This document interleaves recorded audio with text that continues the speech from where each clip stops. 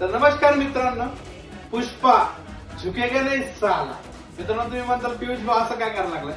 मित्रांनो आज आमच्या शेजारी आमचे सहकारी मित्र ज्यांना पिंपरीचा पुष्पराज असं म्हणून ओळखलं जातं.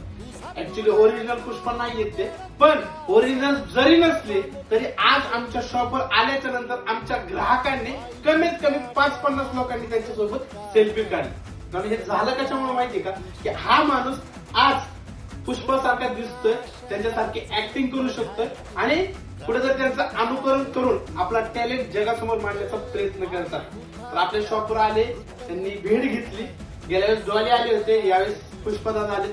तर पुष्पादादा तुम्ही काय सांगताल की तुम्हाला हा अनुभव कसा आला किंवा तुम्ही आल्यानंतर लोकांची काय प्रतिक्रिया आहे? तर नमस्कार मित्रांनो, मी तुम्ही दादांकडे आलो चांगलं भेटायला.